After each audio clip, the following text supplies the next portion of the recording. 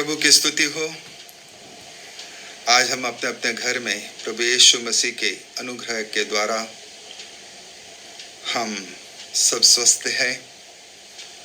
वो हमसे प्यार करता है और फिर एक बार हम प्रभु के उपस्थिति में आए हैं ताकि हम उसका वचनों को आज हम देखेंगे।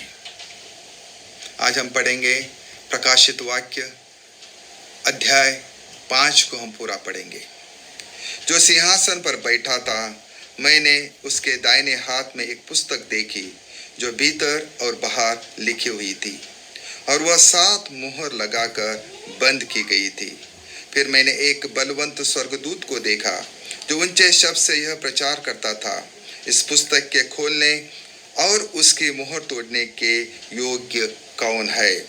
परंतु न स्वर्ग में, न पृथ्वी पर, न पृथ्वी के नीचे कोई उस पुस्तक को खोलने या उस पर दृष्टि डालने का योग्य निकला।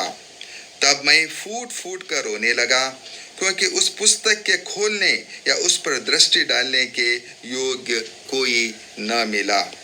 इस पर उन प्राचीनों में से एक ने मुझसे कहा, मत रो, देख, यहूदा के गोत्र का वह सिंह जो दाऊद का मूल है, उस पुस्तक को खोलने और उसकी 7 मोहरें तोड़ने के लिए जयवंत हुआ है। तब मैंने उस सिंहासन और चारों प्राणियों और उन प्राचीनों के बीच में मानो एक वध किया हुआ मेमना खड़ा देखा। उसके 7 सींग और 7 आंखें थी। ये परमेश्वर की 7 आत्माएं हैं जो सारी पृथ्वी पर भेजी गई है।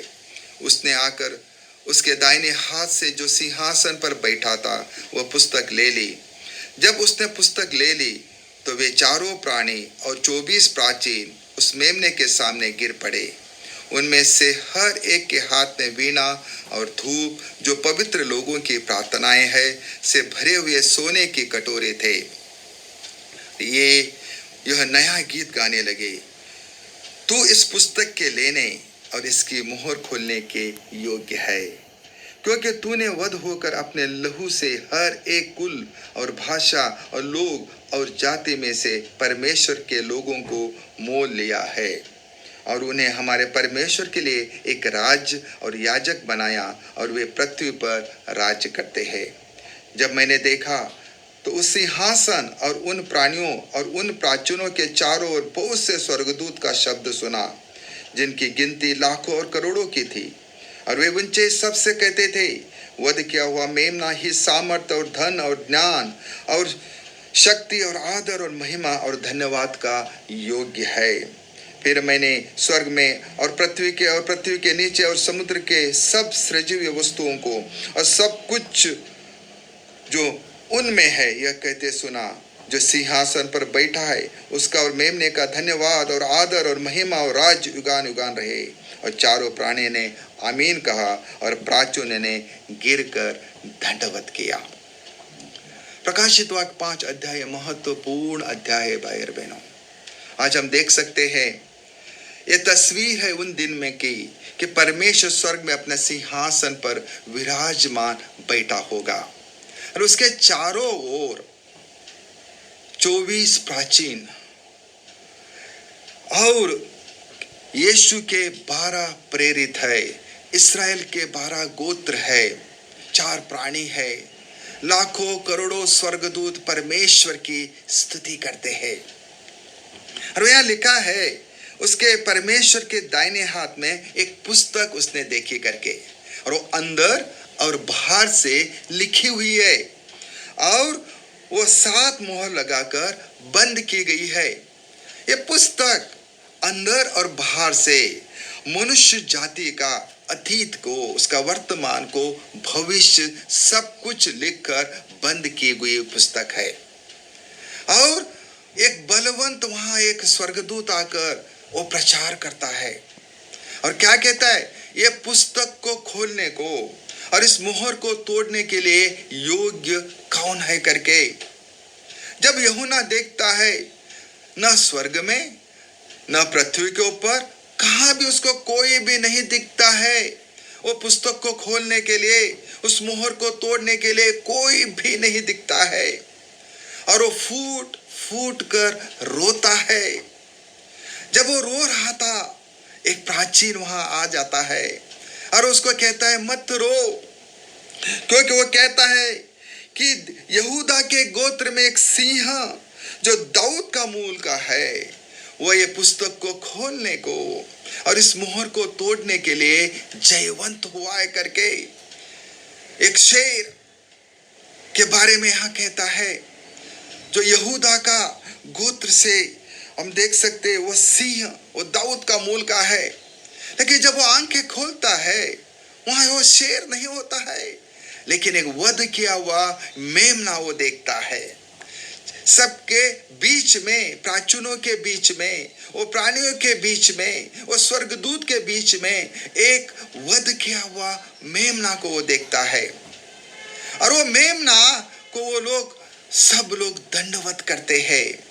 और वो मेमना जाकर परमेश्वर के हाथ से वो पुस्तक ले लेता है। जब वो पुस्तक ले लेता है, तब वो लोग क्या कर रहे, तो इस पुस्तक के लेने वो लोग गीत गाते और इसकी मोहर खोलने के तू योग्य है, क्योंकि तूने वध होकर अपना लहू से हर एक कुल और भाषा और लोग और जाति में से परमेश्वर के लोगों को मोल लिया है। परमेश्वर ने यीशु मसीह के लहू के द्वारा हम सभी को मोल लिया है। उसका लहू में सामर्थ है, उसका लहू में जीवन है। हम देख सकते हैं उत्पत्ति से लेकर प्रकाशित वाक्य तक यहोवा ने लहू के बारे में बात की है। जब हम उत्पत्ति में देख सकते हैं, जब परमेश्वर ने आदम और सहायक करके उसको पत्नी को बनाया था, और जब उनको बोला था परमेश्वर ने, मेरा वचनों में चलना, मेरा आज्ञा में तुम चलना, जब दोनों ने, आदम ने और हव्वा ने परमेश्वर का आज्ञा का उल्लंघन किया और उनका जीवन के अंदर पाप आ गया। आपका पाप का दंड मृत्यु हो गई। और आपको मालूम है, जब उनके अंदर पाप आ गया, वो लोगों को मालूम हो गया वो लोग नग्नता में है, और वो नग्नता को छुपने के लिए अंजीर का पत्ते को बनाकर अपना वो लोगों ने छुपा लिखा था। लेकिन परमेश्वर ने एक प्राणी को मारकर उसका चमड़े के द्वारा उनको अपना नग्नता को उसने छुपाया था। और सबसे पहले परमेश्वर ने वहां लहू को वहां बहाया था। हम देख सकते हैं, यहोवा ने मूसा से बातें की, तू जा और मिस्र देश से सभी इस्राएलियों को तू निकाल कर लेके आ जा। आपको मालूम है, जब फिरौन के हाथ में सब इस्राएल लोग बंधन में थे, और वो एक बार नहीं, दो बार नहीं, तीन बार नहीं, 9 बार जाकर फिरौन के साथ विनती करता है कि इस्राएल लोगों को तू मुक्त कर, इस्राएल लोगों को तू छोड़ दे। यहोवा कह रहा है इस्राएल लोगों को तू छोड़ दे, लेकिन उसका एक भी, हर एक विनती को, 9 विनती को ठुकरा देता है। और 10वीं बार परमेश्वर यहोवा उससे बातें करता है फिर, और वो कहता है, मिस्र के सभी पहिलौठों को मैं मार डालूंगा इस समय। और यहोवा उनको बोलता है, जो मेमने का लहू जिस घर के चौखट के ऊपर लगा हुआ रहेगा, उस घर को मैं छोड़ूंगा, बाकी सभी पहिलौठों को मैं मार डालूंगा करके। और यहोवा उसी प्रकार करता है। जब यहोवा आकर जिस लहू उस चौखट में रहता है, उस घर से वो अपना हर एक को बचाता है, लेकिन बाकी सब पहिलौठों को वो मार डालता है। क्योंकि हम देख सकते हैं, लहू पुराने नियम के अंदर एक प्रतीक था, एक चिन्ह था, और हर समय वो लोग जब पाप करते थे, वो भेड़ बकरी को, प्राणी को वो मारते थे, बलिदान करते थे, और उसके लहू के द्वारा उनका पापों को छुटकारा मिलता था। लेकिन आज परमेश्वर हमसे प्रेम करता है, उसने हम सबसे प्रेम किया है, और उसने अपना इकलौता पुत्र यीशु को हमारे लिए दे दिया है। और जब यीशु का जन्म मरियम के एक पवित्र आत्मा का सामर्थ्य से हुआ था और वो पवित्र आत्मा में वो बढ़ता चला गया था, और जब वो पवित्र मरियम के गर्भ में था तब भविष्यवाणी हो गई थी और उसने कहा था, क्या कहा था उसने कि अपने लोगों को अपने पापों के लिए उद्धार करेगा करके। यीशु का लहू में छुटकारा है। प्रभु ने जगत से प्रेम किया, अपना एकलौता पुत्र को उसने हमारे लिए दिया। जो कोई उसको पर विश्वास करता है वो नाश नहीं होता है लेकिन अनंत काल का जीवन को पाता है। यीशु का लहू में आज हमें छुटकारा है। यीशु का लहू में हमें आज हम जाते हैं, हमारा पापों को हम कबूल करते हैं। प्रभु यीशु, मैं एक पापी हूँ, वो हमारा पापों से हमें मुक्त करके हमें पूर्ण से वो छुटकारा देता है। वो हमें स्वतंत्र करता है। पुराने बातें हमारा जीवन से निकल जाती है, हम एक नया सृष्टि बन जाते हैं। हम प्रभु के जैसे बन जाते हैं, हम यीशु के जैसे बन जाते हैं और हम पूर्ण से वो छुटकारा उसका लहू के द्वारा ही हमें मिलता है। क्योंकि लिखा है पहला इफिसियों 1:7 के, यीशु के लहू के द्वारा ही हमें छुटकारा है। और दूसरी बात, उसने हमारे अपराधों को माफ किया है। हम कितने भी बड़े अपराध क्यों ना करने दो, कितना बड़ा हमारा पाप क्यों ना होने दो, उसका लहू के द्वारा हमारा हर एक अपराधों को वो माफ करता है और वो हमें फिर एक बार मौका देता है, तू आ। वो हमें बुलाता है, तू आ, मेरे प्यार में बढ़, मेरा वचनों में बढ़, और वो हर समय मेरे आज्ञा में बढ़, क्योंकि तूने मुझे तुझे चुना है और तू मेरा है करके। और हर समय वो हमारा हर एक गुनाह को, हर एक पापों को, वो हमारा अपराधों को वो माफ करता है और वो हमारा साथ साथ चलता है। और उसका लहू के द्वारा, रोमियो 5:9 में कहता है, उसके लहू के द्वारा हम धर्मी ठहरे और विश्वास के द्वारा ही हम धर्मी है आज। और आज हम परमेश्वर के साथ साथ चलना जरूरी है। आज हम धर्मी है क्योंकि परमेश्वर का वचन कहता है हम एक राज पदाधिकारी याजकों का समाज है, एक चुना हुआ वंश है, पवित्र लोग है, अंधकार से निकालकर उसके राज्य में बुलाए गए लोग है। आज हम एक धर्मी लोग है। आज हम विश्वास के साथ उसका लहू से धो के शुद्ध के वे लोग है। इसे लोग कहता है हम उसके लहू के द्वारा ही हम धर्मी बन चुके हैं। हालेलुया। और हम उसने हमारा हर एक अधर्म को उसने हमारा शुद्ध किया है। पहला यूहन्ना 1:9 में कहता है, जब हमारा पापों को हम कबूल करते हैं वो विश्वास योग्य है हमारा पापों को क्षमा करने को, हमारा अधर्म को शुद्ध करने के लिए वो विश्वास योग्य और धर्मी है। हमारा विवेक को हम हमेशा शुद्ध रखना जरूरी है। इस विवेक के अंदर बड़ी बड़ी बातें आके भर जाती है, जाने अनजाने में हम पाप करते हैं और इस पाप के द्वारा हम प्रभु से दूर हो जाते हैं। हमारा विवेक को हर दिन हम शुद्ध रखना चाहिए। हमारा शरीर की अभिलाषा को, हम संसार का अभिलाषा को दूर रखते हुए हमारा विवेक को हम हर दिन यीशु के लहू के द्वारा धो के हम शुद्ध करना चाहिए। जब हमारा विवेक शुद्ध होएगा हम परमेश्वर का आत्मा का सामर्थ्य में हम बढ़ सकते हैं।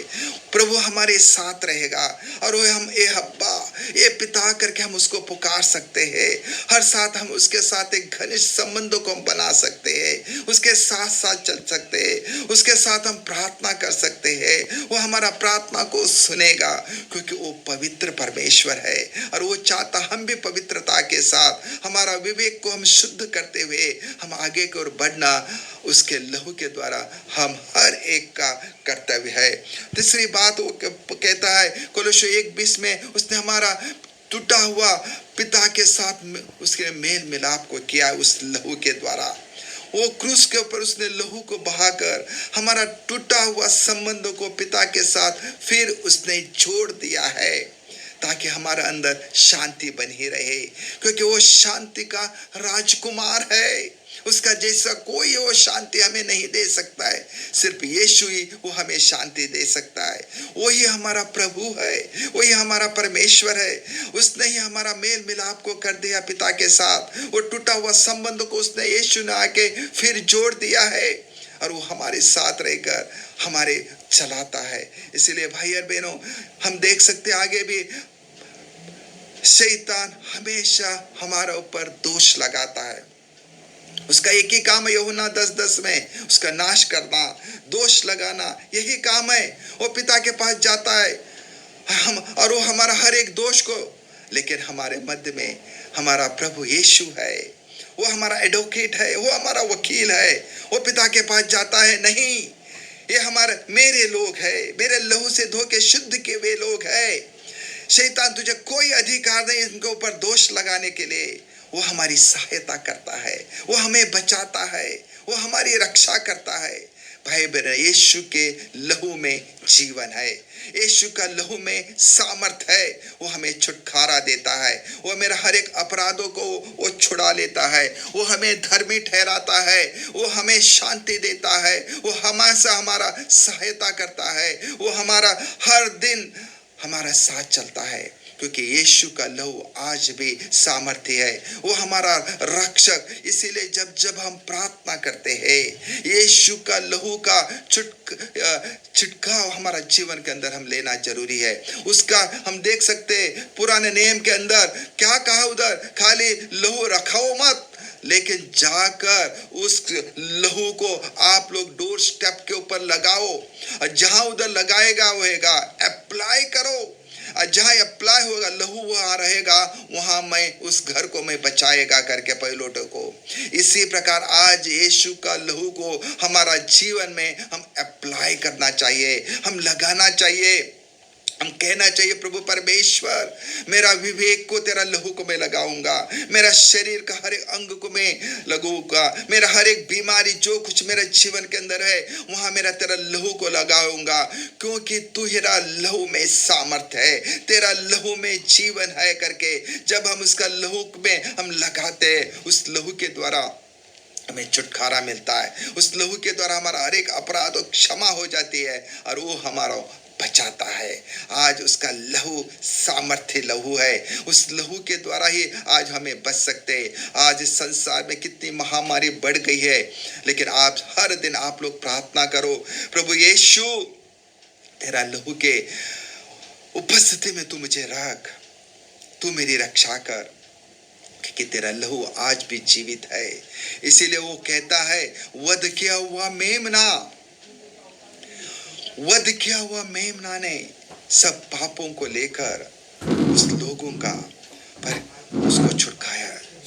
इसीलिए आज परमेश्वर ने यीशु का लहू के द्वारा उसने हर एक को मोल लिया है, ताकि हम देखेंगे कि हर समय हम प्रार्थना करेंगे, परमेश्वर के साथ बने रहेंगे और कहेंगे प्रभु, और जब वो आएगा, जब वो मोहरे को खोलेगा, वो कितना दिन अच्छा होगा। प्रभु आज भी हमसे प्यार करता है, वो हमारे साथ बना है, हम उसके साथ बने रहेंगे, उसका वचनों में बने रहेंगे, उसका लहू का उपस्थिति में हर दिन हम बने रहेंगे। वो हमें संभालेगा, वो हमारी रक्षा करेगा। आइए हम प्रार्थना करें। सर्वशक्तिमान पिता परमेश्वर, हम आपको धन्यवाद करते हैं वचन के लिए। प्रभु परमेश्वर, इस वचन के द्वारा तू आज हमसे बातें करता है परमेश्वर, क्योंकि प्रभु यीशु तू हमारे लिए उस क्रूस पर बलिदान हो गया है, तू हमारे लिए मेमना बन गया प्रभु परमेश्वर, और तूने हमारे लिए उस क्रूस के ऊपर लहू बहाकर हमारा हर एक पापों को प्रभु परमेश्वर, हमारा हर एक अपराधों को तूने ओ प्रभु परमेश्वर तूने क्षमा करके हमें तूने एक नया जीवन दिया है, एक नया जन्म दिया है परमेश्वर। हम तुझे धन्यवाद करते हैं परमेश्वर। आज भी तेरा लहू हमारा प्रभु कार्य करता है परमेश्वर, तेरा लहू हमें हर समय संभालता है प्रभु। जहाँ जहाँ हम जाते हैं प्रार्थना करते, तेरा लहू प्रभु परमेश्वर, तेरा स्वर्गदूत भेज भेजकर तू हमारी रक्षा करता है परमेश्वर। धन्यवाद करते हैं राजा इस समय, क्योंकि तू ही हमारा प्रभु है, तू ही हमारा रक्षक है परमेश्वर। ये वचन हमारा हर एक का जीवन के अंदर कार्य करने दो प्रभु परमेश्वर। हमारा शरीरों को एक जीवित, एक पवित्र और परमेश्वर को भाव तो आपको बलिदान करके चढ़ाने के लिए तू हमारी मदद कर परमेश्वर। हर दिन हमारा शरीरों के ऊपर, हमारा विवेक के ऊपर प्रभु, हमारा मन के ऊपर प्रभु परमेश्वर तेरा लहू हम लगाते प्रभु परमेश्वर, प्रार्थना करते हुए एक पवित्र जीवन बिताने के लिए तू तेरे आत्मा के द्वारा तू हमारी सहायता कर परमेश्वर।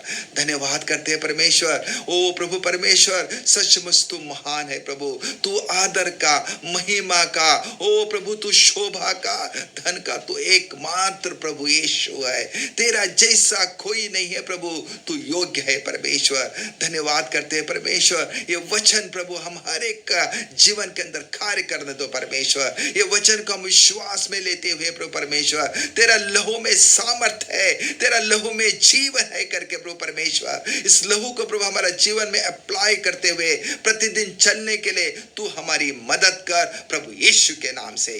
धन्यवाद करते राजा, सारा आदर महिमा हम तुझे देते हुए छोटी सी प्रार्थना आपका इकुलता प्रभु यीशु के नाम से मांगते तो सुन और ग्रहण कर प्रभु। पिता परमेश्वर का प्रेम, उद्धार करता प्रभु यीशु मसीह का अनुग्रह, शांति और पवित्र आत्मा की सहभागिता अब से प्रभु यीशु मसीह का दूसरा आगमन तक हमारे साथ बने रहे प्रभु यीशु के नाम से। प्रभु आप सभी को आशीषित करे।